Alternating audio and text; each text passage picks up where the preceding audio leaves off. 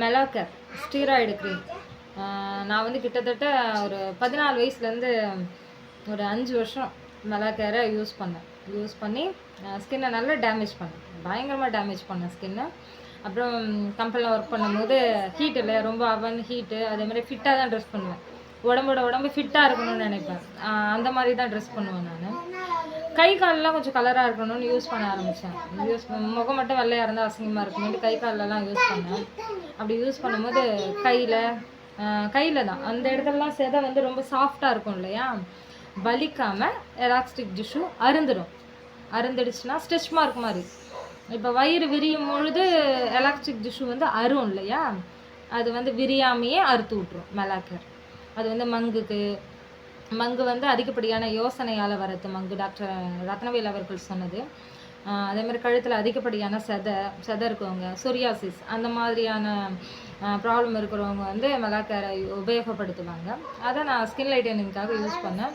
பயங்கரமாக டேமேஜ் பண்ணேன். அதனால் இது வரைக்கும் குட்டியாக வரும்போதே விட்டுருக்கணும். அந்தளவுக்கு கலர் இம்பார்ட்டன்ட், அந்தளவுக்கு அடிமையான கலருக்கு அடிமையான. ஏன் அடிமையான, எதுக்கு அடிமையானன்னு எனக்கு தெரியல. இது வரைக்கும் ஒரு புள்ளி வரும்பொழுதே நான் விடணும். எனக்கு அந்த எலாஸ்டிக் டிஷ்யூவே அறுந்தாலும் பரவாயில்ல, ஸ்ட்ரெச் மார்க்கே வந்தாலும் பரவாயில்ல, அது அறுத்துக்கினே வருது. எனக்கு அப்போ கூட ப்ராப்ளம் இல்லைன்ட்டு நான் மெலாக்கரை யூஸ் பண்ண ஆரம்பித்தேன். அந்தளவுக்கு அடிமையாக இருந்தேன் மெலாக்கருக்கு.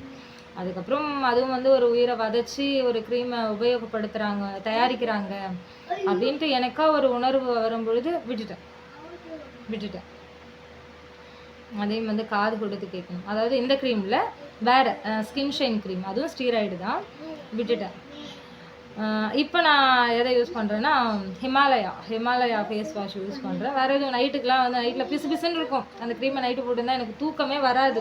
ஏசி இருந்தால் தான் தூங்குவேன் அப்படின்ற அளவுக்கு தான் இருக்கும். ஏன்னா அவ்வளோ வந்து ஆயில் வடியும் இல்லையா அதை போடும்போது. அதனால் ஏசி இருந்தால் தான். இப்போ வந்து நான் எப்படி இருந்தாலும் ஏன்னா ஃப்ரெஷ்ஷாகவே இருப்பேன் எனி டைம். நானே நிறைய சேட்டெல்லாம் பண்ணி ஓரளவுக்கு புளி தான் நான் ஸ்கின் லைட்டனிங் க்ரீம் விடும்போது புளியை ஹீட் பண்ணி அதில் தான் கொஞ்சம் உப்பு கலந்து வாழை இலையும் மிக்ஸ் பண்ணி குளிக்க ஆரம்பித்தேன். நானே ஏதோ ஒன்று கற்பனை பண்ணி யோசிச்சு எந்த சைடு எஃபெக்ட்டும் வரல. இன்னொரு சேட்டை பண்ணேன், அதில் தான் சைடு எஃபெக்ட் வந்தது. எனக்கு சில்வர் கலரில் இருந்தால் ரொம்ப பிடிக்கும்ட்டு சில்வர் தூள் இருக்குது இல்லையா, அது வந்து அது ஹோட்டல்லலாம் கொடுப்பாங்களே அந்த சில்வர் பேப்பர். சரி எங்கடா இந்த சில்வர் தூளை வாங்குறது தனியான்ட்டு அந்த பேப்பரில் அந்த சில்வர் கவர் மாதிரி இருக்கும், அதை ஸ்கின்னில் சும்மா லைட்டாக அப்ளை பண்ணி பார்த்தேன். ஒரு 2 நாளே பொறியாக வந்து ஸ்கின்னு பயங்கரமாக டேமேஜ் ஆச்சு. அப்புறம் 4 நாளில் சரியாக போயிடுச்சு. அதனால் அதை பற்றி நான் கவலைப்படலை. 4 நாளில் சரியாக போயிடுச்சு. வந்தால் சரியாக போய்டுன்னு எனக்கு தெரியும். அதனால் எதுவாக இருந்தாலும் மூஞ்சில் அப்ளை பண்ணுவேன். அதை பற்றி நான் கவலையே பட மாட்டேன் ஸ்கின்னை பற்றி. இப்போ நான் புதுசாக வேறு தன்னோட பெரிய இது மாதிரின்ட்டு இன்னொன்று வேறு ஆரம்பிச்சிருக்கேன். ஆனால் ஃப்ரெஷ்ஷாக இருக்குது.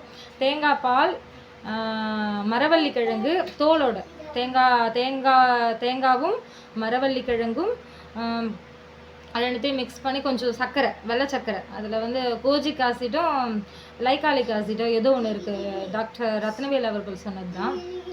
கருமனோட வேர்லேருந்து அந்த ஆசிட் பேர் எனக்கு தெரியல, அவர் தெளிவாக சொல்லியிருப்பார். அவரோட வீடியோலாம் எடுத்து கேட்டிங்கன்னா நிறைய மருந்துகளை பற்றியான டீட்டெயில்ஸ் நிறைய கிடைக்கும்.